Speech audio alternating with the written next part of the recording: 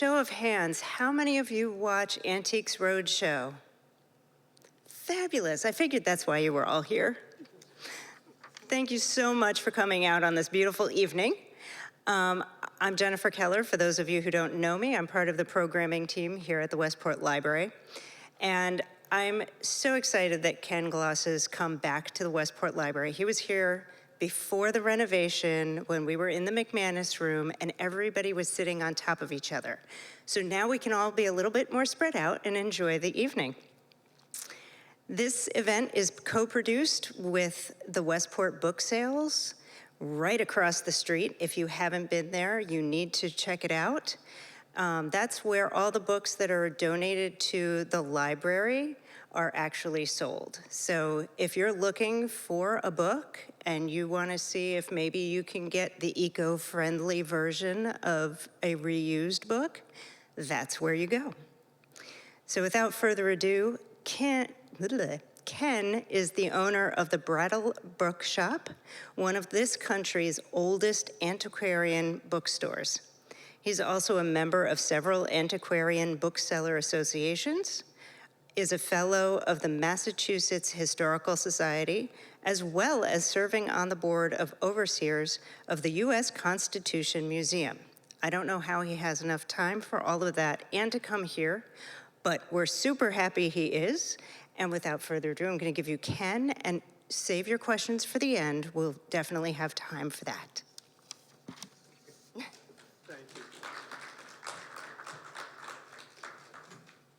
Thank you. What I do in a talk, the talk will last about 45 minutes to an hour. The first half hour or so, I will talk about old books. I'll talk about places I've been, people, characters, a little bit of my history and background. I'm also happy more of you watch the Antiques Roadshow. It's a lot of fun to do, and the more people who watch it, the better the ratings. The more the ratings, the more PBS will pay for the show. So I'll also explain a little of how that works and some of the appraisals and interesting things of that way. And then what I like to do for the next 10 or 15 minutes is question and answer, because I can go on and on and on and on about old books. And at least with question and answer, I can go on about what you want to listen to. And since this is also being streamed, there might be some that if people are online, they can write in their questions and I'll try to get to them. If I don't get to everybody's, you can always contact me, email, call, and so on. One of the fun things about when you talk to somebody who loves what they do, if you ask them the question, it's not a problem getting an answer. The problem is getting them to stop answering. And then I'll end the talk with the last few stories about some books. At the very end of the program, this I can't do for the streaming part of it, but I'll very informally appraise or give a value on anything that people have brought. And anyone who hasn't can send pictures or whatever and get through that. And I do that now. I've gotten to the point in the career with the bookstore where my wife says I only work half a day. I get in at 5:30 in the morning. The store closes at 5:30. It's only 12 hours. It's half a day. And then when I'm doing this, it even runs a little longer. In any case, the history of the Brattle Bookshop goes back to the 1820s, but for all practical purposes, it was going out of business in 1949. My father was getting married. My mother had $500. They bought half interest in the Brattle Bookshop. And it's always been in Boston. People think of Harvard Square and Brattle Street, but there was a little side street in what was Scully Square. The street doesn't exist anymore. To make it more complicated, it's where Boston City Hall is now. And my father built the business with his great love of books, his hard work, his knowledge, and he was also a bit of a character and a showman. And we've had 7 different locations over the years, mainly due to urban renewal. But every time we'd move, my father would move the best books to this new location, and then he'd run sales, half price, $1.50, quarter dime. Last day of the sale, though, everything was free. And he would literally line up hundreds of people with bags, satchels, whatever, ring a big bell. They'd go charging into the store, grab whatever they could grab. 5 minutes later, ring the bell again. They'd leave. Next group would come in. And he gave away over 250,000 books that way. Now, the last time he did this was in 1969, and we were moving from Washington Street near Boston City Hall to West Street, where we are now. And like I said, at the end of the giveaway, there were books left over. My father was a character, if you can picture this. He hired a covered wagon with a cowboy and a horse team, and on the cover of the covered wagon, it said, "Go West, book lovers, go 5 West Street, Brattle Bookshop." And they drove it from Boston City Hall up Court Street, down Tremont to by the Boston Common to where West Street is, and then back down Washington, with my father sitting in back with it filled up with books, throwing books out the whole way. And the superintendent in charge of traffic told him he could do it all morning. But within an hour, the city was at an absolute standstill. They told him to stop. He didn't care. And we've been on West Street since 1969. When we first moved in, we were in a 5-story, 150-year-old wooden building, absolutely crammed full of books. In February of 1980, I got a call at 4 in the morning. The building was on fire, and it literally burnt to the ground. It was 100% gone. But we wanted to keep going. We found a storefront a few doors up the street. We rented folding tables. People either sold, gave us, donated books. The mayor of Boston came down with a carload of books. And even though it was a meager stock, in a month we reopened. The main thing was just keep going.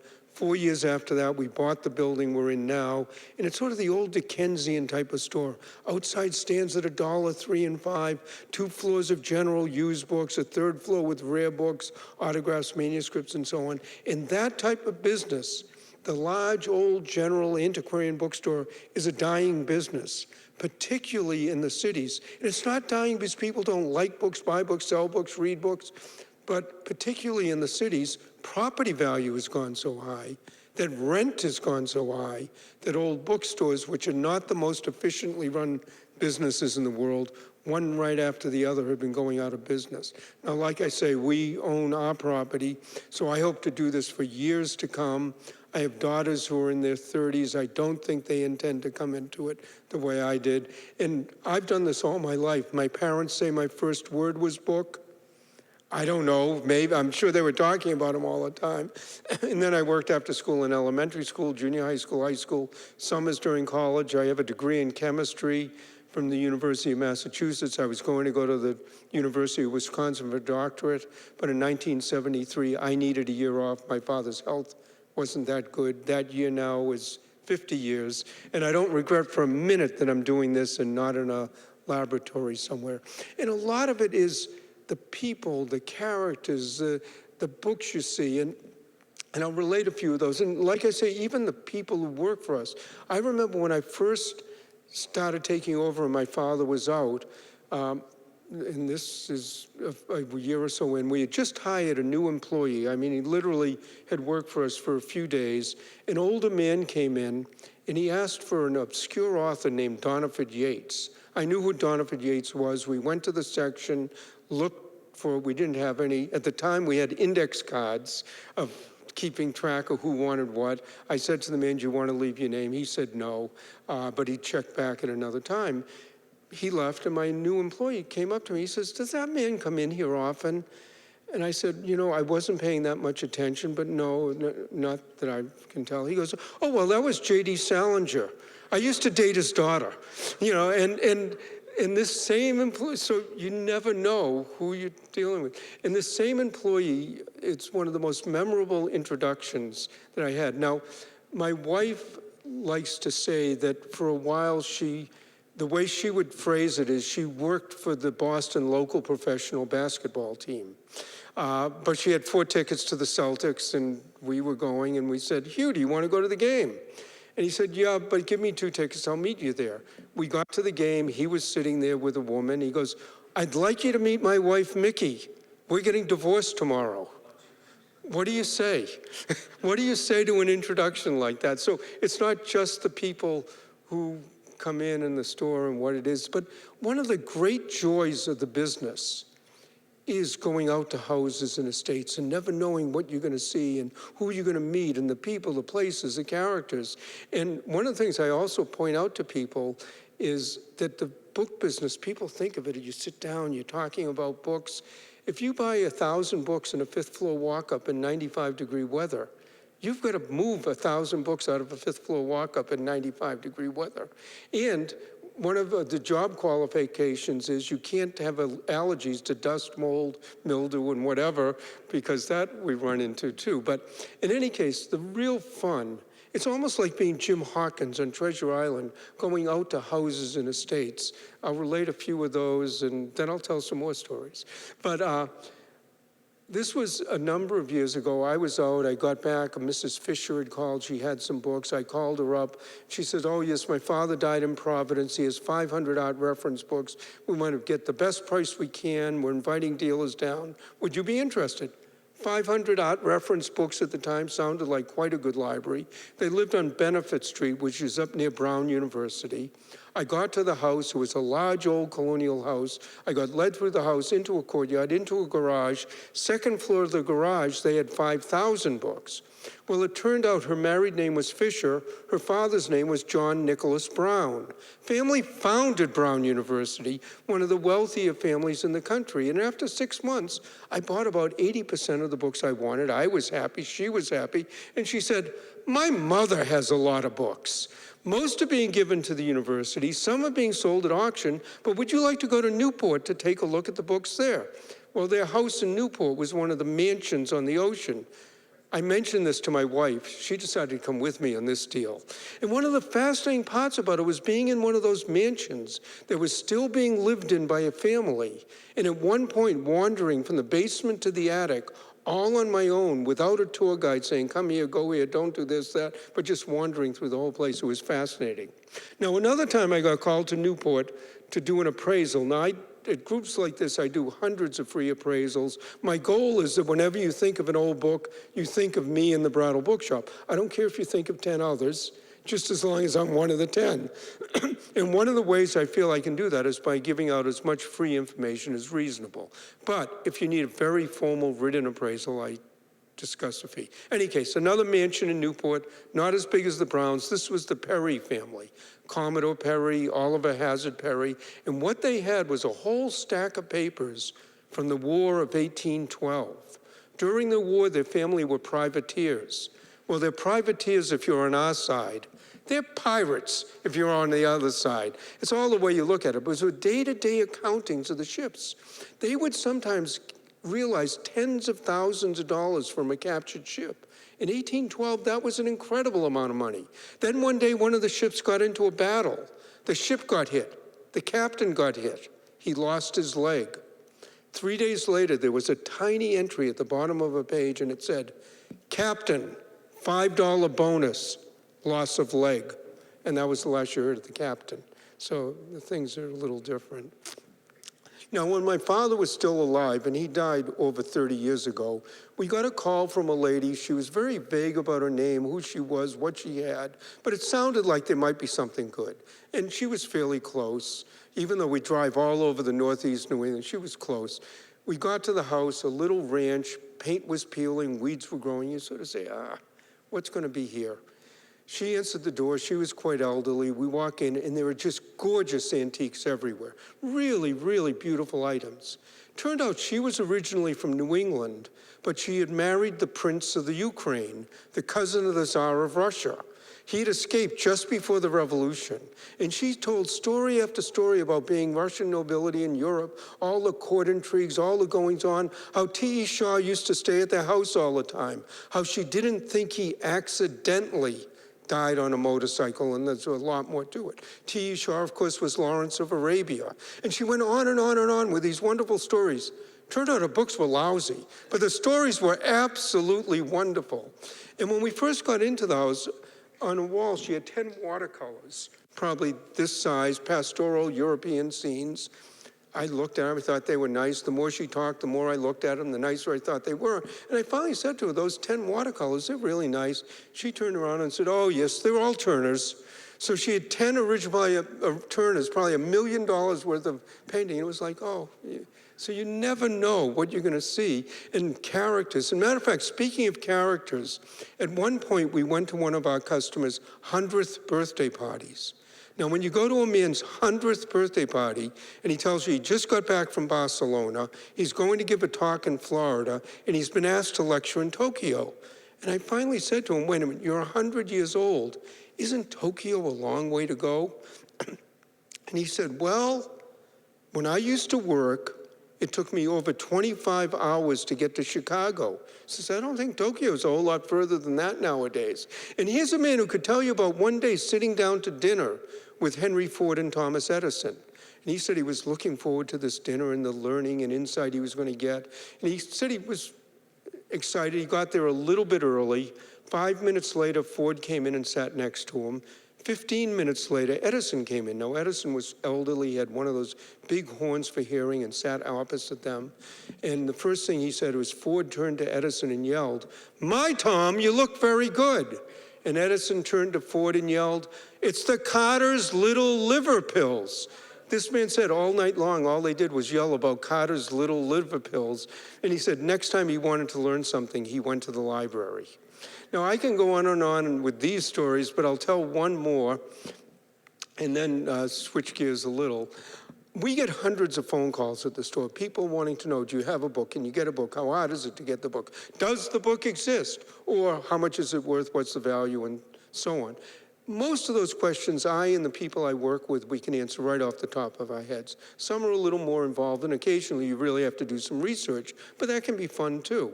But every once in a while you get a call that really stands out. And again, it was a while ago, but I answered the phone, "Hello, Brattle Bookshop, can I help you?"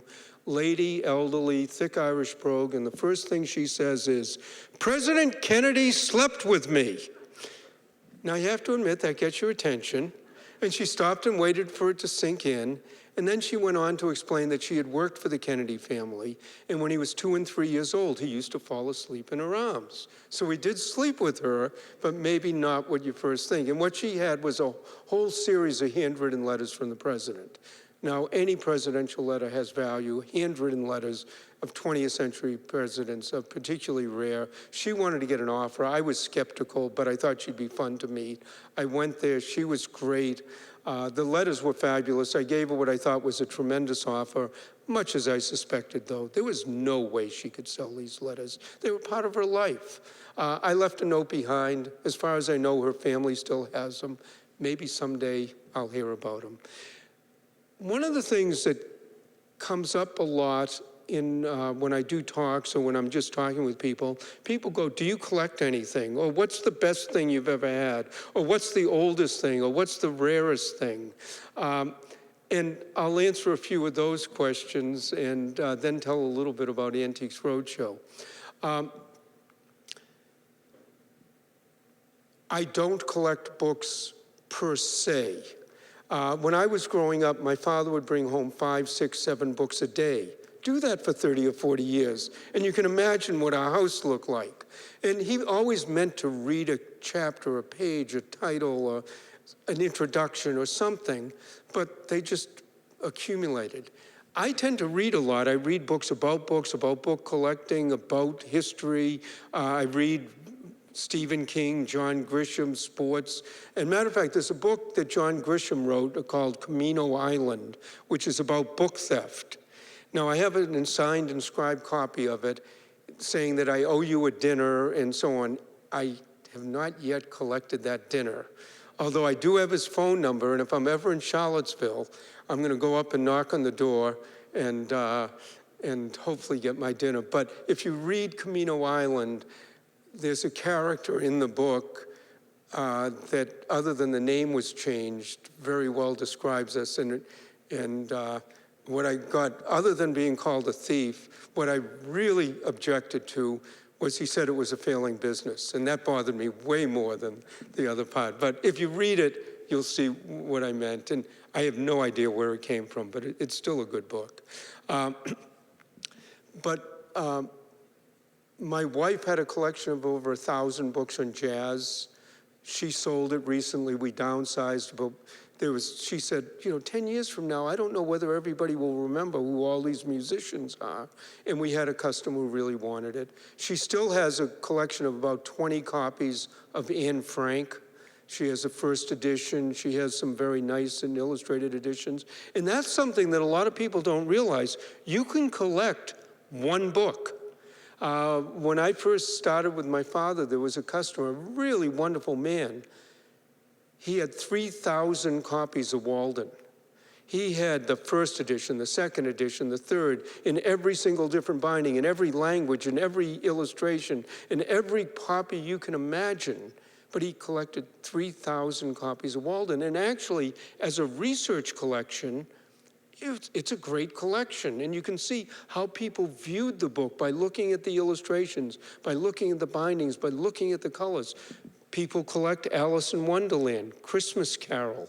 I one time bought a collection of 1,500 copies of the Rubaiyat of Omar Khayyam, and that's barely touching the surface of how many there are. So you can collect that way. When I was clearing out my father's estate, and when he died, I ran into a box of movie stills, the 8x10 photographs from movies. Now, I knew he liked movies, but it was like, why does he have 500 of these 8x10 movie pictures? And I'm going, and then I started looking at them closely. Every single one of those pictures had a book in it. It might have been the actor holding a book. It might have been a library behind it. It might have been a picture behind the library with a book in the background of the picture of the book. But somewhere in all those 500, now a friend of his knew he had the collection. I gave it to the friend. I sort of regret it a little now, but it shows you what people can collect. And also, it's very interesting how collections can form. We had a customer who collected postcards, sort of. He liked European postcards, and he liked trying to figure out where the postcards were. Now, in Europe in particular, with all the changes of borders, lines, countries, rulers, and all that, a lot of times you'd get, it would say such and such a square. For instance, when my father started the bookstore, it was in Scully Square in Boston. Unless you really know Boston, if you had a postcard that said Scully Square, where is it? But he wanted to figure out where all these were. So he started getting travel guides. He started getting geographies. He started collecting atlases and maps. And he had one of the best collections of atlases, maps, travel guides. I mean, the postcards fit maybe in an area like that. The rest of the collection would have filled up this whole stage. And then the other fascinating part about his collection is he would go to Europe and try to find these places. So when he went on a trip like that, not only did he visit the famous places, he was a musician, but he'd also get to out-of-the-way places that nobody would ever think of going to because he liked postcards. So one thing leads to another, leads to another. And also you get a lot of interesting and unusual things that people like and enjoy. Now, I said I don't collect books, but there was one collection that started off a little unusually. Now, this might be a little hard for you to see, but before they widely had dust jackets, and dust jackets as we know them, probably started around World War I. I mean, they go back a lot earlier, but decorative jackets. And before you had decorative jackets, a lot of books had very decorative covers. And the reason they had decorative covers was the publisher figured if the book caught your eye in the bookstore, more chance you'd buy it. One day, I got a book in, it had a picture of a toilet on the cover. The title of the book was Flushed with Pride, The Life of Thomas Crapper, invented the toilet. I brought it home, showed it to my wife. She took one look at it and said, we have to put that in the bathroom. We did. A couple of days later, I got another book that had a big eye staring out of the cover. The title was We Never Sleep. It was a history of the Pinkerton Detective Agency. But with a big eye staring at you, I thought, put that in the bathroom too. Now this is a little half bathroom with no shower, no steam. Next thing you know, we built bookshelves, and there are 300 or 400 of these Victorian style illustrated books in the bathroom. People walk in, they're a little taken aback, but loads of reading material. And one of the rules of the collection is that nothing can be valuable because every once in a while a book will fall off the shelf, and you can imagine where it ends up. Another collection that I have, and this, there's no way you can see, but I have page after page here of, there might be one word, one line, a phrase. Every single one of these things is a story. And that's what I collect now. I collect stories about books, about people, about the people who've come in the store, about what they're looking for, what they collect. And I will give a little plug. I do a podcast, and I have about 150 20-minute, half-hour episodes. If you go to Brattlecast to get them. But for instance, on that list, one time you get some unusual things. One of the things that happens when you are going out, and we go out almost every day, and we make appointments to see people, and every once in a while, someone will call up the day, the morning, whatever, and they'll postpone. You know, maybe there's childcare issues, maybe health, maybe just something came up, and you understand it's a little frustrating because you'd blocked out the time. But every once in a while it gets beyond that. And we had a very good customer, a friend who still is a friend. About 20 years ago, he had some financial problems. And in the Cambridge area, he had a storage area. Very nice storage area, though. It had electricity in the units and so on. And he called me and he said, look, I've got some issues. I've got to sell some books. And I said, fine, Russ, we'll come up. And the first day he calls, postponed. We rescheduled. He called, postponed. Rescheduled. He called, postponed. Did that 4 times. And I said, Russ, if we do this again, I am not coming. I don't care what you have. I'm not coming out. 5th time, he calls that morning. He goes, we've got to postpone, but it's not my fault. It's not my fault. And what happened was there was a lady who had a storage area right next to his. And it actually was a really sad story. Her husband had run out on her 30 years ago. He was an abusive alcoholic, whatever. But the night before, she was literally on her deathbed, and her daughter was there. And she said to her daughter, I have a storage area in Cambridge. In that storage area is a freezer. In the freezer is your father. Literally, she had murdered him and put him in a freezer, and he had been in this storage area for 30 years, and it was next to my friend's storage area. So that morning, the police were there. You couldn't go in. I said, okay, Russ, we can reschedule. And it was in the news, so you never know what's gonna come up. Another time, I got a big collection of books in on, they were books on cooking, and we got about 2,000 books, and some of them were back in the 1800s, 20th century, really good collection of books on cooking. And we're very pleased, but there were 2 boxes of these little pamphlets like Baker Chocolate Company, Gold Medal Flour, How to Make Jell-O. And a lot of those are very decorative, very nice, and some are collectible, but we needed to spend our time on the rarer books. And I said to one of my assistants, put a box of them outside on our dollar table. There'll be some bargains, but the time's better spent this. She put them out, and about 2 hours later, this man comes running in with this pamphlet, and I can't describe how happy he was. I've been looking for this for years and years and years, and he was just beside himself, and it's only $1, and I look at it, the title is Coconuts and Constipation. You never know what somebody is going to get excited about or has been looking for. And it just goes on and on and on. Like I say, I could go on about some of these more. I could literally put these on a wall. I wouldn't do it here, but throw dots at it and just tell a whole lecture just from that. I'm going to tell a little bit about Antiques Roadshow and how that works. And matter of fact, a week from Tuesday, they'll start shooting the 2024 season. So I have to go to Baton Rouge and so on. And there's a big book fair in New York this next weekend. So I'm going to go to the book fair in New York, get back to Boston, get on a plane, fly down to Baton Rouge. But the way the Antiques Roadshow works, and one thing that people don't realize about the Antiques Roadshow is the appraisers don't get paid anything. We don't get paid airfare, hotels, meals. It's public television, but what we do get, obviously, is great publicity and PR.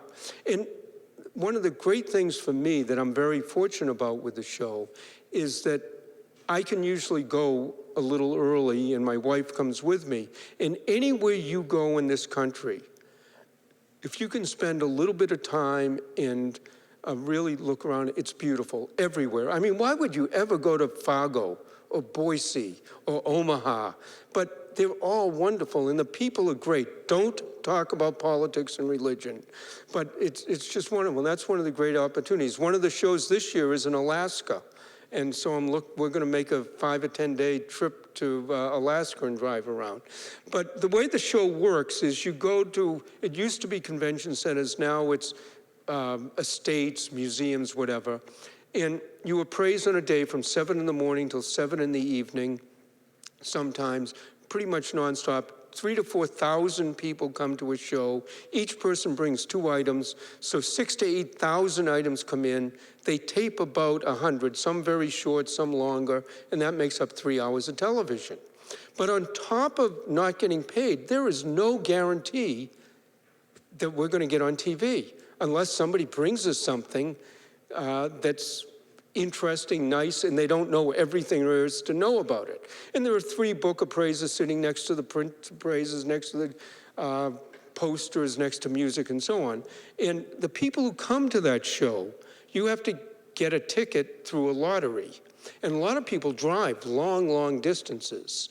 And then when you get there, there are lines. So you've gotten your ticket, and then you wait in a long line to get to what they call triage, where there are 6 or 8 appraisers that say, okay, you go to books, you go to music, you go to posters, you go to art. And then there's a line at the tables for that. So as appraisers, we have to realize that people really spend time and effort. And, I could probably look down the line and go, junk, junk, junk. Oh, wait a minute, that looks good. But no, you want to treat everybody very nicely and look and find their items. But the ideal day for a book appraiser at the Antique, or any appraiser at the Antique Roadshow is about 7:30, 8 in the morning, someone comes in with an item. It's a really interesting item. It might have some value. It has a great story. The guest seems really good. You call a producer over, the producer talks to the guest out of your earshot, talks to you out of their earshot. The producer says, yep, go on, tape it, 9:30 in the morning, you've taped something, the rest of the day is really easy. If it's 4 or 5 in the afternoon and you haven't taped, it gets a little anxious. Now, there was one city, I remember, it was Kansas City. It was about 8:30 in the morning, a man comes in, and he has a few trinkets from Pope John Paul. He had some rosary beads, he had a couple little signatures. It was nothing that special. Then he pulls out some photographs, and it was really interesting. It turned out he was the pilot who flew the Pope and his entourage around the country in the 70s, and he started telling stories about what was going on behind the scenes, and it was fascinating. But there was one picture he pulled out. Now, when you usually see a picture of a person with the Pope, it's very, very formal. The Pope is wearing all his vestments. He has his hand out. The ring is here. People kneel down, kiss the ring, and it's a very formal picture. This picture wasn't quite that. This was the pilot in his pilot's uniform, sitting in the cockpit. The Pope was on one leg, and again, in his full vestments, reaching over. I won't put one leg up because I might fall, well, sort of like this, signing his Bible. And I'm going, this is great. I went to the man, I said, let's see the Bible, it's great. He goes, oh, I didn't bring that. And I go, can you go get it? And he goes, it's a Saturday, it's in a safe deposit, I can't. And I'm going, And it's interesting because something did come in later in the day, but the better story was what I didn't do. And my wife appraised for the show for a while. She didn't enjoy standing there for 12 hours and so on. But when you come to groups like this and you do appraisals, of course, everybody's thrilled when you tell them They don't think they have anything. You tell them it's worth thousands of dollars. What a lot of people don't realize too is a lot of times people are really thrilled when you tell them it's not worth anything, because then they don't have to worry about it anymore. They can give it to their grandchildren, they can read it, they can donate it somewhere, they can have fun with it, and they're not responsible for it. So that's something that happens, but there are always occasionally someone who, no matter what you say, no matter what you do, are not going to be happy. And this happened to my wife in an Antiques Roadshow. A person came up to her and said, "I have a book signed by A. Lincoln." And my wife very nicely looked at the book, opened it. You know, she didn't want to do it. And she goes, "It is signed by A. Lincoln, but not the A. Lincoln we both want it to be." And the lady goes, "How can you tell?" And my wife takes the book and turns it to the title page and says, "Well, the first clue is this book was printed in 1915. And the lady goes, "So?"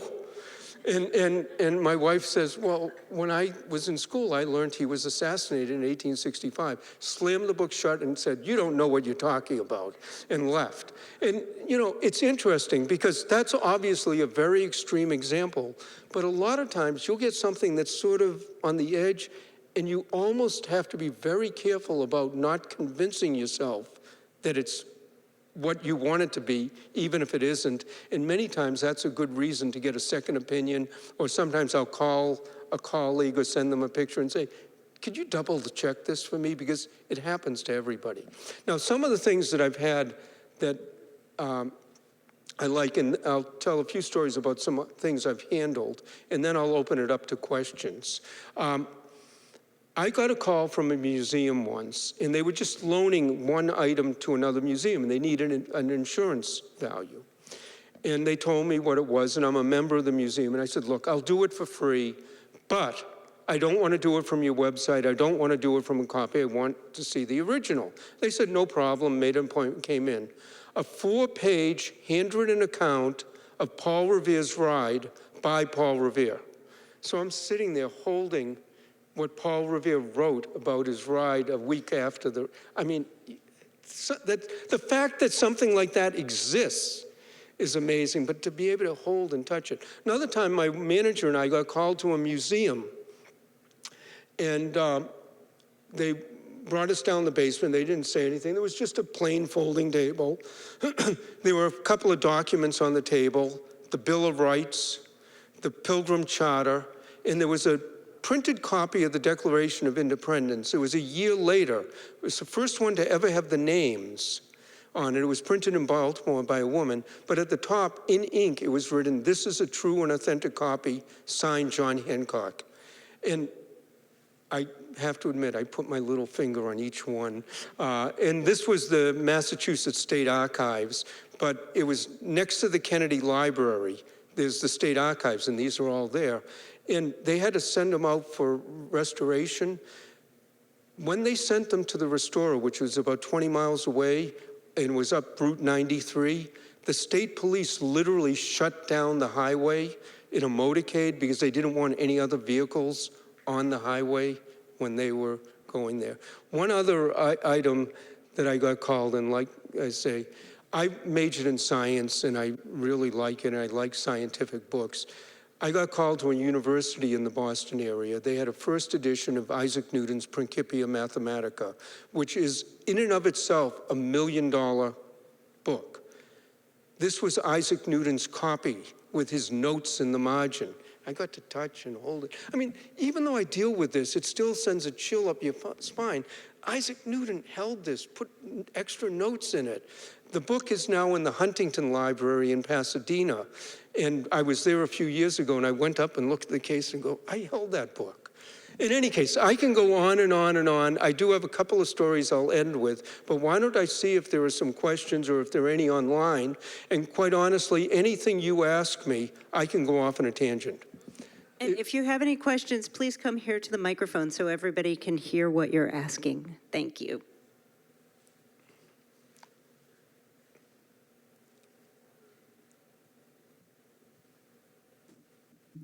Thank you. This has been so interesting. I just wanted to ask if there is an email address that you would be comfortable sharing with us. I'm very comfortable. Okay. Well, first of all, for the people who are here, there are cards with my podcast and the address. Oh, okay. So but if you Google Brattle Bookshop, it will come up, our website, and all the contact information is there. And I always tell people to put phone numbers in because I like to talk. It's easier than emailing back and forth. Also, we always answer within 2 business days. And the reason I emphasize that is not so much that, oh, we do it so quickly, is if you don't get an answer for us in 2 business days, it means we didn't get it. So don't wait longer. But one of the great things that technology has changed, and this is a question that comes up a lot, is it's changed a lot of type of books that people want. I mean, when's the last time you bought a dictionary or an encyclopedia? But it goes beyond that, art books, because people bought them because they wanted to have images of the art. You don't need that anymore. How-to books, how to fix your car, how to knit, all of that. YouTube is better. So what people ask for, and also books that used to be valuable because they were, quote, rare, were actually just hard to find, and the internet has changed that. The internet's a tool, and if you know how to use it, it works well. If not, it doesn't. But one of the things we do now is when people ask us about books, and I even suggest this to the library, if you take digital pictures of your shelves, you can take a shelf 2 or 3 at a time, send a picture. If it's in focus, it's much better than a list or whatever. So it does change, and it's a lot of fun, and you never know what's going to show up. Is there anyone else? Thank you very much. Thank you. And I can go on telling stories. I usually end with a couple. Is there anyone else? All right, well, why don't I do this? I'll tell the last few stories, and then I'll end the sort of formal part of the talk. Let me just see if I can, one of the items, I did not bring this with me, but one of the items that I have on my list of stories that I did a podcast on, and it actually got a lot of results, is my copy, my Braille Playboy. I actually have a copy at the store. It's a Braille copy of Playboy. It does not have any images of women in the play. It's for the writing. But it's actually really interesting. They actually published a Braille copy, and it wasn't published by Playboy. It was published by the United States government. And what happened was, especially, this was in the 70s, there was a big drive by the disabled, the blind, to have popular magazines put into Braille so they could read them. And they did a lot of magazines. And then they got a lot of requests for Playboy because there were a lot of great writers writing for Playboy. And a lot of the visually handicapped and blind said, well, we have a right to read this. And the government actually sponsored it. And then it became very controversial. There were congressmen who were outraged, and they wanted it shut down and stopped, and how could you possibly do that? And others said no. Eventually, it still got published, but then it stopped. But when I first saw it, I go, a Braille Playboy. So you never know. Anyways, I'll end with a couple of last stories. One of the things that comes up a lot of times is people ask me, what's the most valuable book that you have or you've held? And we've had Audubons, we've had letters and documents of Jefferson and Washington and Lincoln. We've had beautiful, huge illustrated books and first editions of some of the great authors. Had a copy of Great Gatsby once, a first edition inscribed to the greatest living poet, T.S. Eliot, sincerely F. Scott Fitzgerald, and then Eliot annotated the whole book. I mean, we've had things like that, but there is a copy of The Night Before Christmas that was done, a very, very beautifully illustrated one in the 1980s. And that copy of The Night Before Christmas, now my daughters are in their mid to later 30s, and they have kids now too. That copy is the copy that I've read every single Christmas Eve to both of my daughters. Now, even to the point where one of my daughters married someone from Texas, from Keller, Texas, by the way. But they're smart. They live in Massachusetts, but they go to visit on Christmas Eve a lot. So before FaceTime, I actually recorded it on YouTube so that she could have me reading the night before Christmas. Now I do it on FaceTime. And the grandchildren, the oldest is going to be 3, but I've read it to them. One of my daughters lives in Nairobi, so I just have to do it allowing for 7 or 8 hours difference. But that copy of The Night Before Christmas means more and is more valuable to me than any of the other books that I've had and so on because of the great sentimental part of it. And one of my daughters keeps it for safety. She doesn't trust me. But I won't sell it, though, I promise. The other thing that comes up a lot is Bibles. And Bibles are probably the most commonly printed book, they are the most commonly printed book of all times, always have been, always will be. And I sometimes get 5 and 10 calls a week with people who have 100, 200-year-old family Bibles. In most cases, I have to say to them, if this is your family Bible, it's been handed down through the generations. Sentimentally, it's priceless. Monetarily, maybe not so much. Now, it's one of these big family Bibles, late 19th century, beautiful leather binding, big class. If it's in mint condition, it might sell for $100 to $300. Makes a wonderful gift for a minister, priest, divinity student, whatever. But break one class, have one hinge go, lose all that value. Now, sometimes the beginning, middle, or end of those, there are family records. Local Historical Society might love those, but they take a digital image, a Xerox, maybe the title page, but they don't want the whole big Bible. It takes up too much room. I even know a historical society that someone wanted to give them Paul Revere's Bible. Literally, he wrote his name in the front. It was his family Bible. But that's all that was there. No family records, notes, and they said no. They didn't want it. But they did make sure that the Paul Revere house got it, which makes a great display item. But there are valuable Bibles. There's the Gutenberg Bible in the 1450s where single pages can sell for $100,000. There's the first Bible in this country, in this city, in this religion, whatever. So it's always worth checking. But I got called to a large old church, well over a 150-year-old church, and they had a huge library that they had just accumulated over the years. They wanted to know if they had any valuable books, and I spent a day there, and they actually had some good books. It was a lot of fun. At the end of the day, the priest said to me, could you come down the basement? There are a few more books. Went down the basement, there were a few more books. But then there was a closet. I mean, probably if you took this corner, it was more like a small room. Priest opened the door, front to back, floor to ceiling, top to bottom. It was stuffed with thousands of old Bibles. And I looked at him and I said, what is this? And he says, well, people hate to throw away a book. They feel it's sacrilegious to throw away a Bible. So what happens when a parishioner dies and the family doesn't want the Bible? They come and they present it to the church. And what do? We very graciously accept it. We don't want to offend anybody. And then we go downstairs, open the door, put it in with the others. And he says, and we can't drive a dumpster up to the back of the church and fill it full of Bibles. That would just be terrible. So I use it as an example to say that if you want to give something to a charity, ask them if they want it first. If they want it and can use it, that's great. If not, you're really not doing anyone a favor. I have some cards. I have the podcast. If you like the stories, don't ever feel you're bothering myself, the people I work with, if you have questions.